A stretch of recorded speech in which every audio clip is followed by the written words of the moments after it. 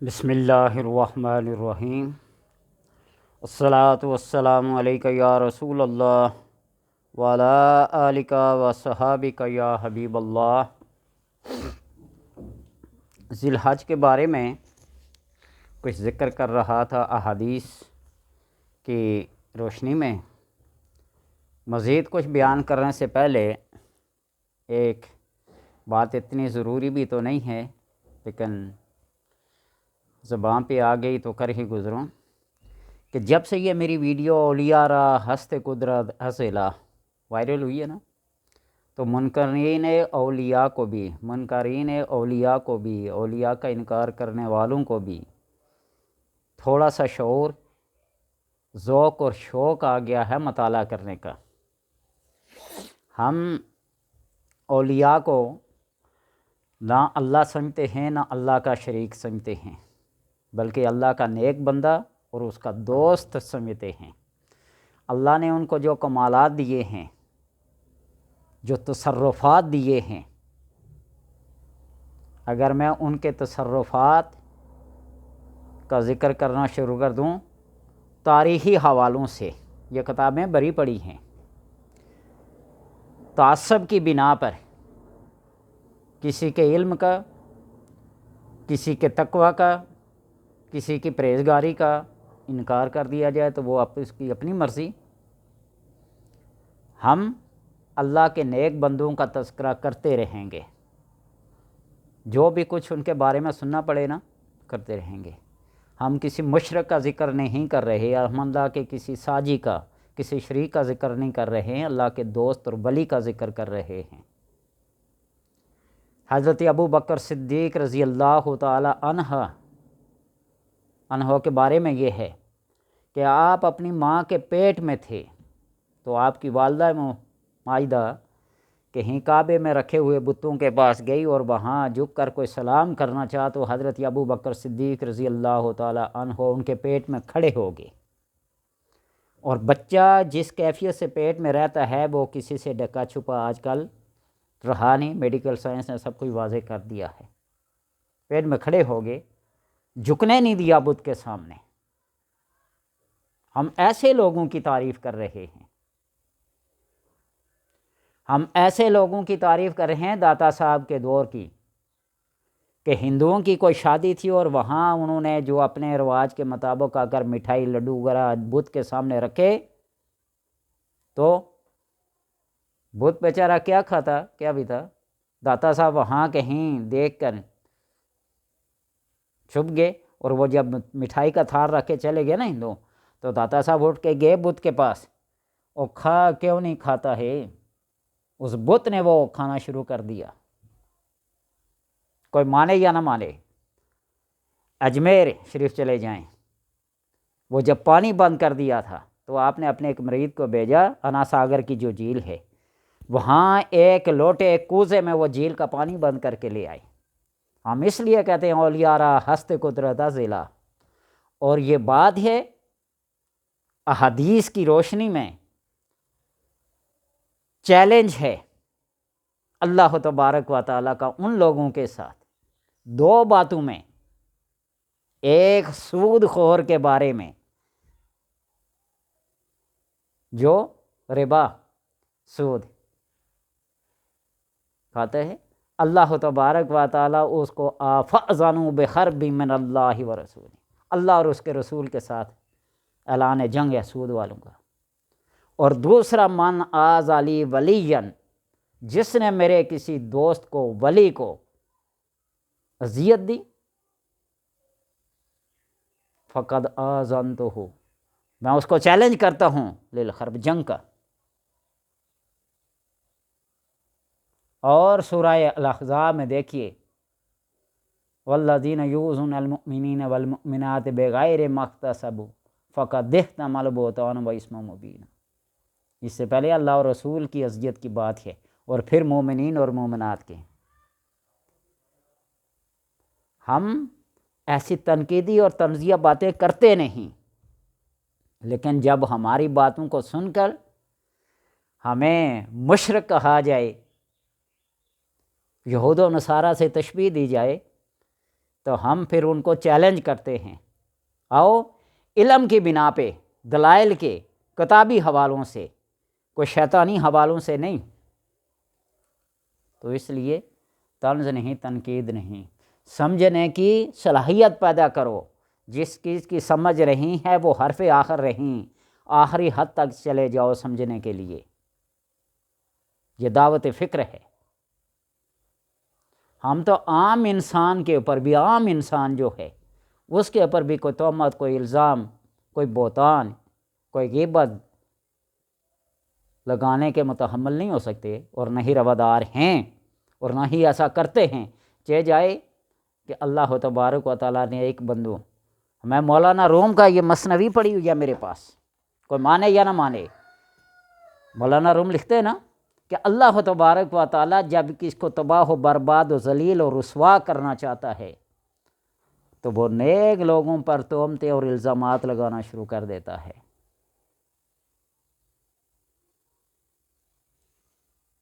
بچے، شیرخوار بچے جو میرے مطالعے میں ہے، میرے نالج میں ہے، 3 بچے حالت شیرخواری میں بولے، 3 دن کے یا 5 دن کے یا 7 دن کے یا پہلے دن کا بچہ اپنے نیک لوگوں کی گواہی دینے کے لیے اللہ نے اس کو زبان گویائی عطا کی۔ حضرت عیسیٰ علیہ السلام کو دیکھیے، حضرت یوسف علیہ السلام کی گواہی دیکھیے، ان کانا قمیصہ قد من قبل ان کانا قمیصہ قد من دبر، کس نے یہ کہا تھا، کس نے یہ گواہی دی تھی؟ فاشارت علیہ، حضرت مریم علیہ السلام اشارت علیہ، قالوا کیف نکلم من کان فی المہد صبیا، یہ کون کس کی گواہی دے رہا ہے؟ اور ایک وہ بزرگ جو کسی بنی اسرائیل کے دور میں گزرے، وہ جو اپنے چھوٹی سی جھونپڑے میں کیا کر رہے تھے، عبادت کر رہے تھے، نام ان کا میرے ذہن سے نکل گیا، لیکن کسی چرواہے کو لالچ دے کر کہا کہ تم ان پہ تہمت لگاؤ کہ یہ بچہ اس بزرگ کا ہے، تو ان کی جھونپڑی کو بھی جلا دیا، ان کو مارا پیٹا بھی۔ تو پھر جب بچے نے گواہی دی کہ بول بچے تو کس کا ہے، تو بچے نے گواہی دی تھی کہ میں فلاں فلاں کا ہوں۔ بات یہ ہے کہ اللہ تبارک و تعالیٰ جب اپنے نیک لوگوں کے اوپر تہمت اور الزامات لگتے ہیں تو کہ شیرخوار بچہ، تو شیرخوار بچہ انسان ہے، کیا پتہ کسی شجر و حجر سے گواہی دلوا دے۔ تو اس لیے یہ 2 باتوں سے بچ کر رہو، نیک اور لوگوں پر تہمت اور الزامات لگانے سے اور ان کا برا بھلا کہنے سے، اللہ تبارک و تعالیٰ ان کے ساتھ اعلان جنگ کرتا ہے، اور دوسرا سود سے بچ کر رہو، یہ اللہ اور اس کے رسول کے ساتھ اعلان جنگ ہے۔ یہی میسج ہے لوگوں کے لیے، مومنین کے لیے، اہل اسلام کے لیے، اہل ایمان کے لیے۔ باقی ہر ایک کی اپنی سوچ یا اپنی مرضی ہے، بڑے بڑے سکالر پیدا ہو گئے ہیں، بڑے بڑے دانشور پیدا ہو گئے ہیں، علم سب کے پاس ہے، عقل سب کے پاس ہے، لیکن درد مندی کسی کے پاس نہیں رہی۔ بیان کر رہا تھا ذوالحج، احادیث کی روشنی میں کل کچھ بیان کیا تھا، اور نمازیں، نوافل، نفل نمازیں جو ہیں یہ اللہ تبارک و تعالیٰ کے قرب کا باعث ہیں، ذریعہ ہیں، سبب ہیں۔ فرائض نمازیں تو ڈنڈے کی ہیں نا، یہ نوافل جو ہیں یہ عقیدت اور محبت کی نمازیں ہیں۔ یتقرب الی عبدی بالنوافل، بندہ جو قرب خدا حاصل کرتا ہے نوافل کے ذریعے حاصل کرتا ہے۔ تو اس لیے ذوالحج کی جب پہلی شب ہو، پہلی رات جو گزر چکی ہے، اور میرا اصول تو یہی ہے اور تھا کہ کسی چیز کی فضیلت بیان کرو تو تقریباً کم سے کم 1 مہینہ نہیں تو 10 دن پہلے اس کی فضیلت کو بیان کرو تاکہ سارے سن لیں۔ یہ نہ ہو کہ عید کے فضائل بیان کیے جا رہے ہیں، عید والے دن جب لوگ پہلی صف میں بیٹھے ہوں کہ سفید کپڑے پہن کے آنا، مسواک کر کے آنا، خوشبو لگا کے آنا، ایک راستے سے آنا دوسرے راستے سے جانا، یہ باتیں رمضان میں کرنے کے قابل ہیں، جبکہ عید کا دن آئے تو لوگ ان باتوں پہ عمل کر کے آئیں۔ اور جب مسجد میں پہلی سب میں بیٹھے ہوئے تو ان کو یہ باتیں بتلائیں تو پھر اس وقت ان کا فائدہ کوئی نہیں ہے۔ یہ باتیں ذہن میں رکھو، ہمیشہ اہمیت والی چیز کو پہلے بتاؤ تاکہ سب لوگ اس پر کیا کریں، عمل کر سکیں۔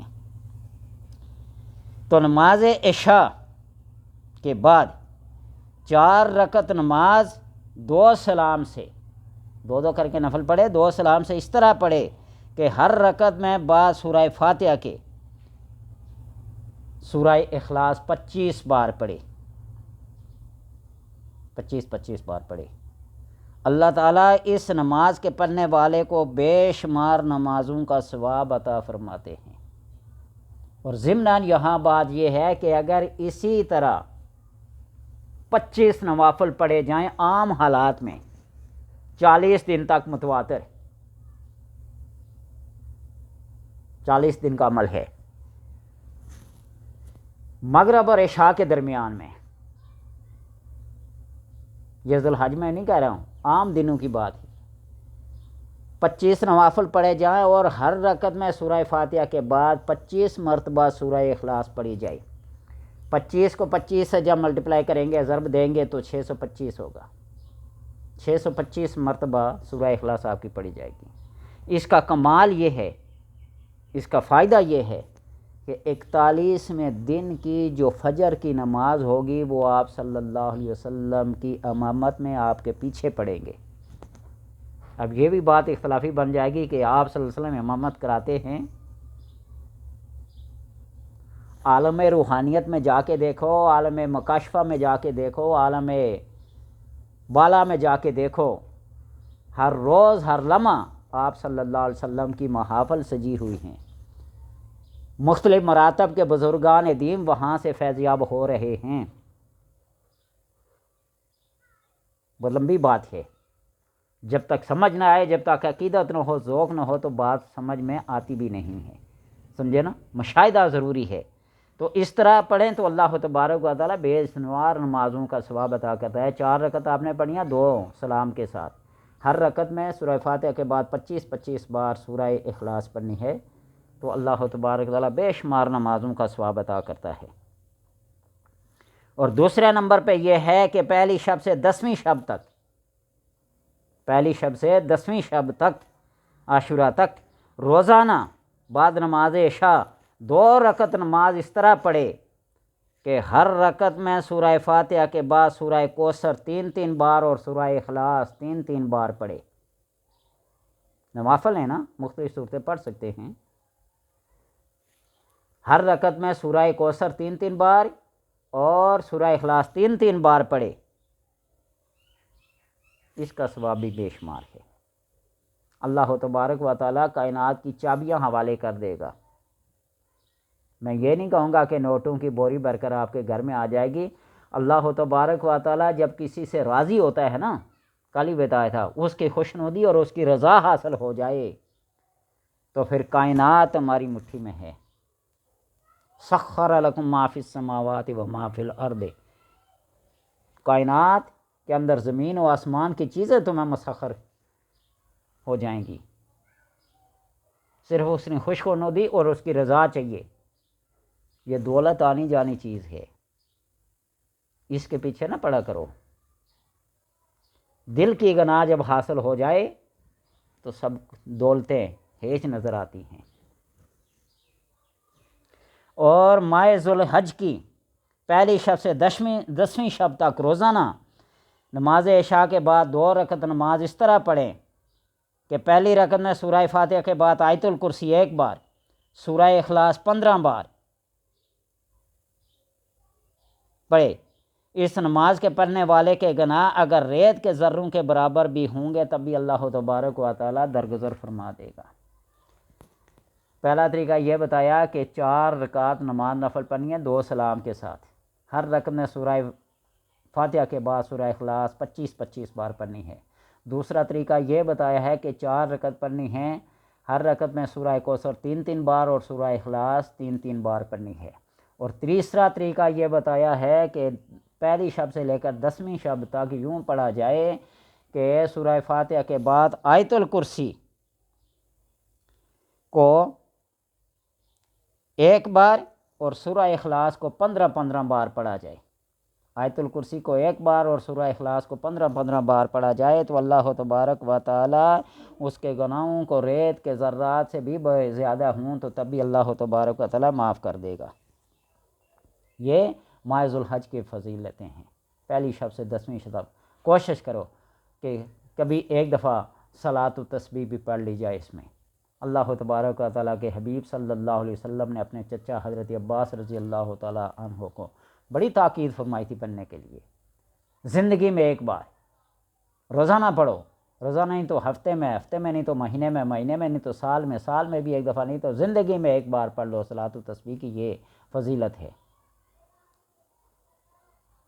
اسی طرح 4 رکعت نماز نفل پڑھو، پہلی رکعت میں فاتحہ کے بعد سورہ اخلاص 10 بار، دوسری میں 20 بار، تیسری میں 30 بار، چوتھی میں 40 بار، اور سلام پھیرنے کے بعد سورہ اخلاص 50 بار، اور اس کے بعد لا حول ولا قوت الا باللہ العلی العظیم 70 بار پڑھو۔ اور اس کے بارے میں یہ حکم ہے کہ یہ بے وقوفوں کو نہ سکھاؤ، یہ طریقہ، یہ نماز بے وقوفوں کو نہیں سکھاؤ، اس لیے کہ وہ گناہوں پر دلیری کریں گے۔ اس کے پڑھنے والے کی ہر دعا، ہر حاجت، ہر مشکل دور ہوتی ہے، ٹل جاتی ہے۔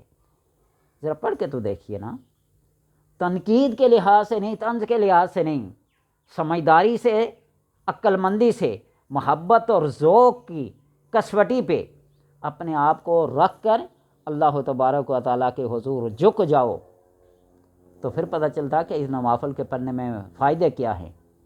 لوگ پھر کہیں گے کہ تم وظیفہ بتانے والوں اور وظیفہ خوار لوگوں کو یہود و نصارہ سے بھی بڑھ کر کیا کہیں تمہیں۔ ایسا نہیں، اپنے رب کے حضور جھک جاؤ۔ یہ وظائف جو بتائے ہیں نا، یہ آپ صلی اللہ علیہ وسلم کے تعلیم کردہ ہیں۔ آپ نے نہیں بتایا کہ سبحان اللہ، الحمدللہ، اللہ اکبر، اپنی بیٹی کو نہیں بتایا تھا،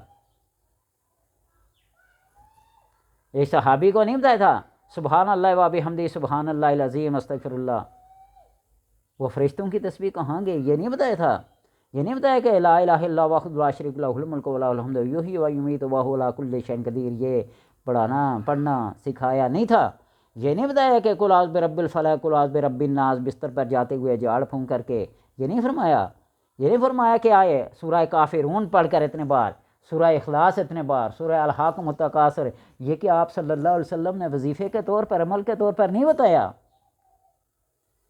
وہ کیوں ایسی بات کرتے ہو جو قرآن و حدیث کے خلاف ہے، اور الٹا ہمیں کہتے ہو کہ تم وظیفے بتاتے ہو اور ایسے کرتے ہو؟ میں طنز کے طور پر نہیں کہہ رہا ہوں، میں تنقید کے طور پر نہیں کہہ رہا ہوں، میں لوگوں کے ان کمنٹس کو، ان میسیجز کو، ان کال کو دیکھ کر کہہ رہا ہوں جو لوگ یہ کہتے ہیں ایسا۔ اللہ کے بندے، رب کے حضور جھک جانا، رب کا نام اپنے میں، اس کی تسبیح پڑھنے میں، وَإِن مِّن شَيْءٍ، کائنات کی کوئی چیز ایسی نہیں ہے الا یسبح بحمدہ ولکن لا تفقہون تسبیحہم، کائنات کی کوئی ایسی چیز نہیں ہے جو اس کی حمد و ثنا، تکبیرات، تمجیدات، تسبیحات نہ کرتی ہو، ولکن لا تفقہون، لیکن تم نہیں سمجھ سکتے ان کی تسبیحات۔ اور انشاءاللہ وقت آئے گا، ایک دن میں آپ کو دکھاؤں گا کتاب کی صورت میں، حوالے کے لحاظ سے، جانوروں اور پرندوں کی تسبیحات اور حشرات الارض کی تسبیحات۔ وہ خنزیر جس کے لیے لوگ کہتے ہیں اس کا نام لینے سے زبان ناپاک ہو جاتی ہے، اگر آپ اس کی تسبیح سن لیں، وہ کیا کہ اللہ تبارک و تعالیٰ کے حضور تسبیح کرتا ہے، تو عقل دنگ اور حیران رہ جائے۔ وہ کہتا ہے اللہ تیرا شکر ہے تو نے مجھے خنزیر بنایا، سود خور نہیں بنایا۔ اور آج ہمارے پورے پاکستان کیا پوری ورلڈ کا نظام ہی سود پہ چل رہا ہے، ٹیکس پہ چل رہا ہے، اور ٹیکس کے بارے میں ہے جس طرح سود کے بارے میں وعید آئی ہے، اس طرح ٹیکس کے بارے میں ہے۔ ان لوگوں کی نمازیں قبول نہیں ہوتی، ان کی دعائیں قبول نہیں ہوتی، وہ بازار مسلمانوں کا نہیں جہاں سے ٹیکس لیا جاتا ہو۔